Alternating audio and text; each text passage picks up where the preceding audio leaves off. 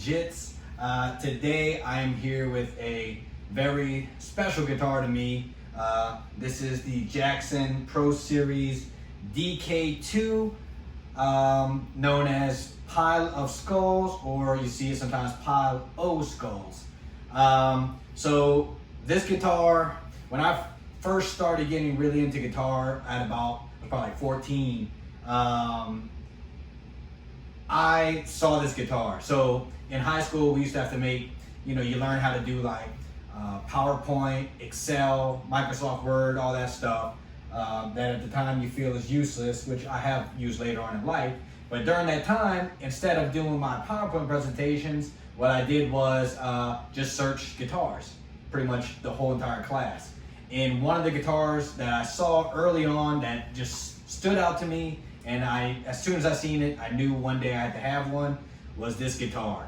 Something about this like super cool 80s inspired airbrush looking graphic. I don't think they actually airbrush it. Matter of fact, I think supposedly these are all hand painted, so everyone is somewhat unique. But man, just the skulls, it just looked badass and metal as hell. So one day I had to have one. And one of my friends who we kind of trade guitars and he buys and sells just like I do, he came across two of them. So he messaged me, said, hey, you have anything you want to trade? So we made a trade, and now I finally have one for my collection that I plan on never getting rid of. So, anyways, what you'll see a lot of times on these is I see that the trees that are painting on here are different on certain models. So I'm unfortunately not sure what year this came out. If I had to guess, as far as mine goes, would be somewhere in the early 2000s. But I believe they came out in a few different years. And so you'll see some with the black hardware. Mine has the silver chrome hardware. But you'll see like the trees are painted different. So that's like one of the biggest differences you'll see if you go search them online.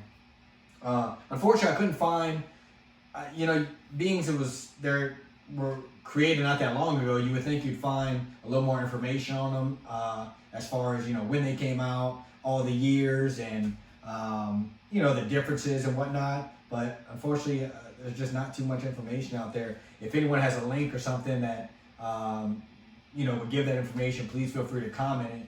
Or if you have some information yourself, please feel free to comment. But so let's go over some of the specs of the guitar. It's an alder body. It has a licensed Jackson Floyd Rose, which is okay. It's not the best, but it does its job. I don't really yank and go crazy on my whammy bar too much, so it holds tuning fairly well. It has Duncan design pickups, which honestly aren't that bad. I think they sound pretty good. I'm a big fan of Seymour Duncan, and most of my guitars have Seymour Duncan in them. But the Duncan design does not sound too bad. So we have a maple neck. We have a rosewood fretboard with the Shark Fin Inlays. That for me, just having a Jackson, it's like I always want the Shark Fin Inlays. Just something about them looks so badass. When I think Jackson, that's the first thing that comes to my mind. So I'm glad these have it on there. Because my DKMG that I have actually has the piranha teeth, which I like too. But I definitely wanted to have something with the shark fins on them. So I'm glad that I have that. We have your typical Jackson headstock. Then if we look on the back, we have Jackson tuners. It still has the Made in Japan sticker on it, which is always cool. So my DKMG also has that on there, and I don't plan on taking that off. So pretty plain back. I mean, everything's recessed into the body, so that's good. But yeah, I mean, this thing plays and sounds really good. It's pretty much what I expected of playing kind of like a mid-level Jackson. I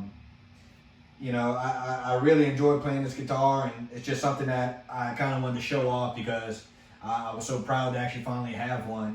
It's just one of those things where, as I'm collecting guitars, I'm always looking for, I get hype on a certain thing, and it's like I kind of have to have that guitar. And like I said, it was such a long time ago that I wanted one of these, and at that time I had no money, so I couldn't even afford one. That it just kind of fell on the back burner of guitars that I wanted to get one day. So I was, as soon as my friend messaged me about it, I said, I have to have it. I got to finally get one of these in my collection. So now I finally do. So yeah, if you have anything you want to add to that, any information that, like I said, you may have that, would help anybody out. Because, a lot of the reason I make these videos is really just to kind of get some information out. And that way when people come across these guitars, maybe you find some at a pawn shop or something, you can at least reference and have some type of information. More information out there, the better it is for all of us, I think.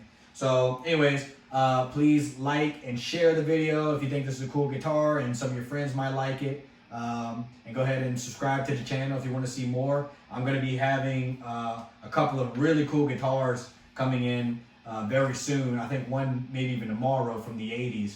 So I'm going to do a whole review on that. So anyways, thanks for watching. Have a good one.